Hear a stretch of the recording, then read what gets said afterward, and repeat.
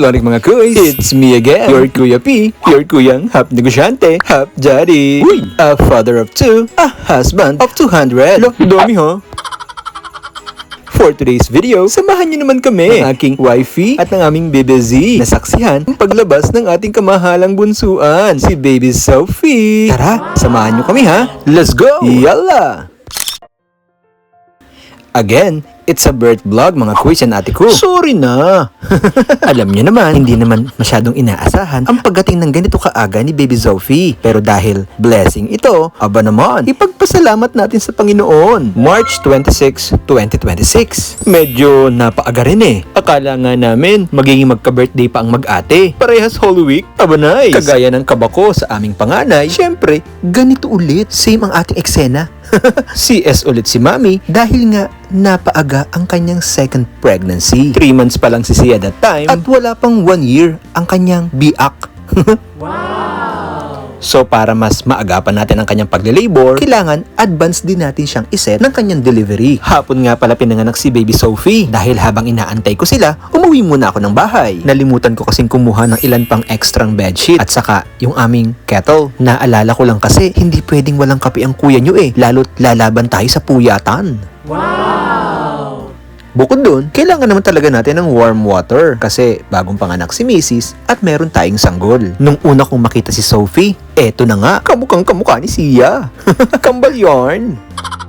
Yung ligaya mga kuys, ganun-ganon yung saya na dumating sa amin si Baby Sia. At dahil nga ito ay kanyang kapatid, talaga namang sobrang saya at umaapaw ang puso namin mga ate kuys. Yung feeling na eto na, hindi namin inaasahan na magkakaroon agad ng kapatid si Sia ng ganito kaaga. Sabi ko nga, paano kaya to? What if walang kapatid si Sia? Ano kaya magiging buhay niya kung solo siyang anak? Pero dahil napakabuti ng Panginoon, eto, binigyan siya ng makakaramay niya sa buhay. At talaga namang dapat nating ipagpasalamat. Halos 7 years kasi mga kuys nang inantay namin si Baby Zia. Ganun katagal bago kami nagkaanak. Kaya naman, etong si Baby Sophie ay talaga namang napakaagang ibinigay sa amin ng Panginoon. Kaya sobra kami nagpapasalamat. Since andito na si Baby Sophie, sana mga anak, magmahalan kayo, maging mabuti kayong mga bata, at andito lang kami ni Mami para subaybayan at suportahan ang mga pangarap nyo sa buhay. Hindi namin kayo pipilitin kung ano yung mga gusto nyong pangarap. I mean, mga pangarap namin para sa inyo. Siyempre, makatapos kayo ng pag-aaral, magmahalan kayo, at kung anong kurso ang gusto nyo, sige,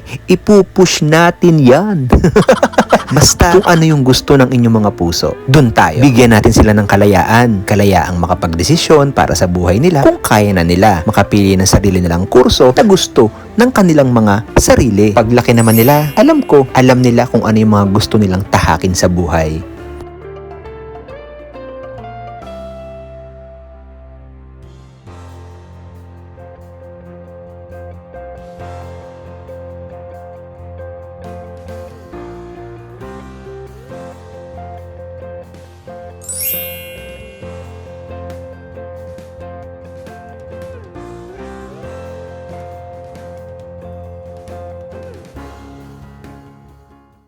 Naligo ang soap. Naligo. Naligo. Naligo. Naligo ikaw. Naligo ka. Ligo.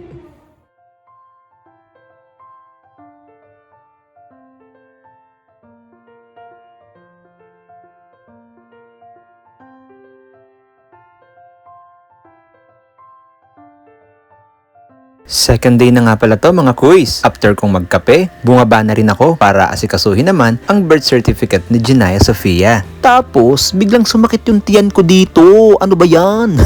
Di takbo ako pabalik sa kwarto. Ano bang puwet yan? Hindi naman ako mas nahirapan dahil nga, na-experience ko na siya doon sa panganganak ni Mrs. sa aming panganay. Alam ko na yung mga requirements at alam ko na yung mga pasikot-sikot na iba lang yung ospital. Kumbaga, expert na ako. Sana all. Ha?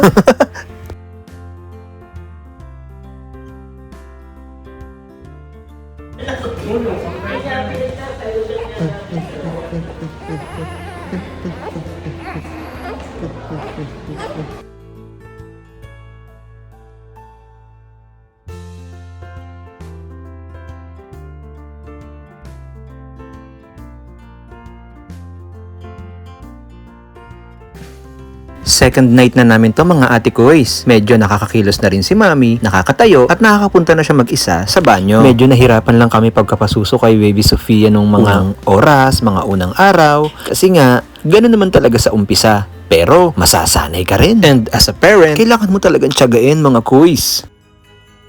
Kinabukasan, eto na, nagpe-prepare na ang inyong kuya para naman sa pag-uwi namin sa bahay. Excited na kaming makasama ka, baby Sophie. Inaantay ka na ng ate mo. Sunday ito mga ate koys. Saktong-sakto, hindi masyadong matao sa ospital. Inayos ko na yung billing at napasayaw ako nung malaman kong zero billing. Walang babayaran.